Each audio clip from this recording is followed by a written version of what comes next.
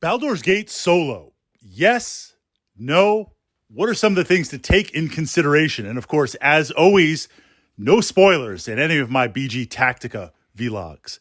Now, Baldur's Gate, it's set up to run with a party. This is using Advanced Dungeons & Dragons 2nd edition rules.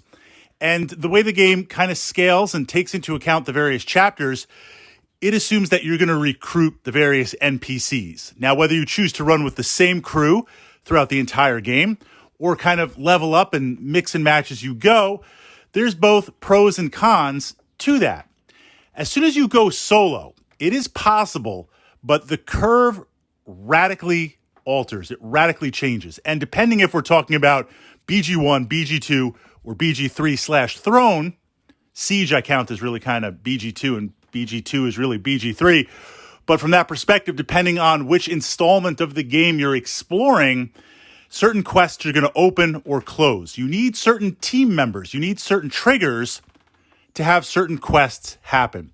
So naturally, a solo run, I see this as happening after 3, 4, 5, or 6 plays, where you've seen most of the main story.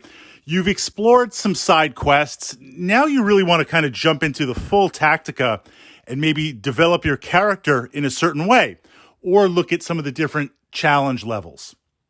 Now, naturally, of course, in the beginning, some characters are going to have an easier time of soloing than others. Going through with a fighter, a barbarian, a paladin, that's going to be a little bit easier in the beginning than, of course, by playing a mage or even a thief. But to counter this, again, if you've played through 5 or 6 times, you kind of already know some of those areas that might be a little bit challenging. You might have some other ways to kind of deal with that rather than just kind of charging in and encountering and taking on everything. The biggest thing with soloing is all the experience earned, whether it's experience from defeating monsters and being the AD&D toolkit. The majority of your experience comes from defeating monsters or encounters. And then second to that are the various quests that you go on. Although that, of course, is a smaller part, we're still going to explore it. But all the experience now is piling on to the primary character, to your one character. Now, of course, certain character classes level up quicker than others. A thief levels up the quickest compared to, say, a wizard, because that's kind of the AD&D balance type mechanics. But all the classes, whatever you play solo, all that XP is going to go into there. So in the beginning, you're going to find that while you're taking on everything at once, you're going to level up much, much, much quicker, to the point where about halfway through, it's really going to shift the other way. A lot of the encounters are going to become much, much easier. Now, of course, that's not to say that being AD&D rules and how fast things can turn, that it is going to be easy. There are places, say, where you might get hit by a web spell, and I have hit points higher than average. I've got some gear higher than average, but now I'm frozen. I'm stuck, and I'm going to get hit. You're still vulnerable to poison and other hold effects and magic attacks.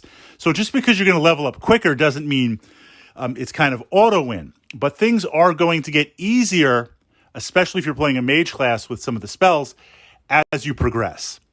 The counters to this, of course, are going to be all of the gold, all of the treasure, again, is funneling to one character.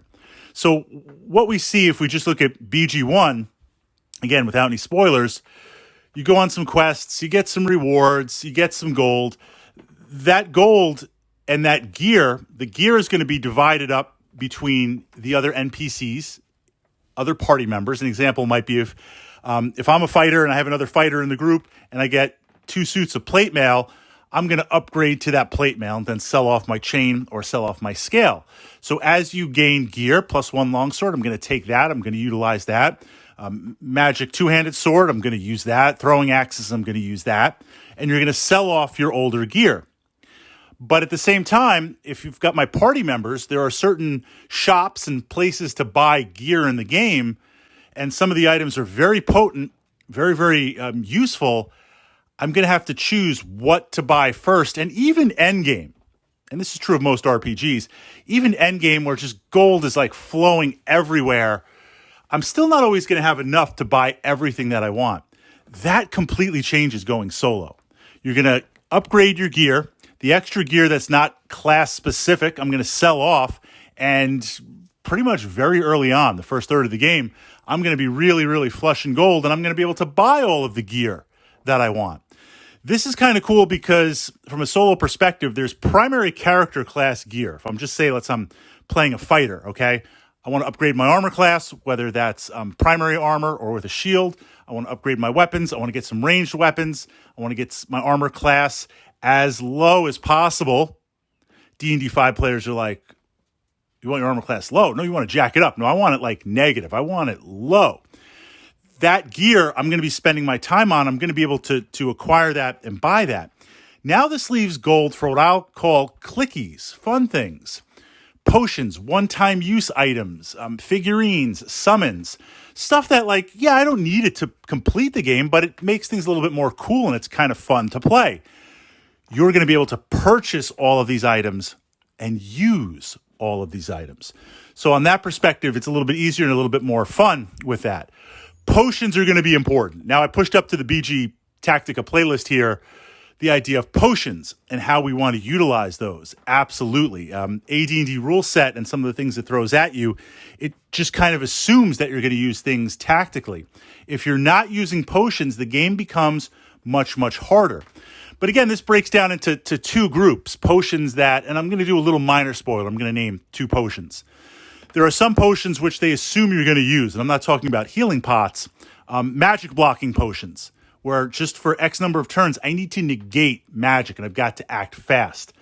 But then there's potions like fiery oil, exploding potions, which will make the game easier being solo. If you know where a certain encounter is because you encountered it before, or maybe you're scouting things out, then I have more gold. I can buy 5, 6, 8, 10 of these things and just drop a couple of bombs, weaken the encounter, and then go in and finish it off. So those stress areas where things are a little bit harder, you're going to supplement that with potions. And of course, depending on the character class, utilizing summons. So absolutely, it is possible to do. And in some instances, it's a lot easier because you only have one tune to manage to click. But you do miss out on a few parts if we're talking about BG2 and Siege, because we don't have the NPC interaction. And that learning curve, that power curve gets shifted. But again, it goes back to another way to experience and enjoy the game.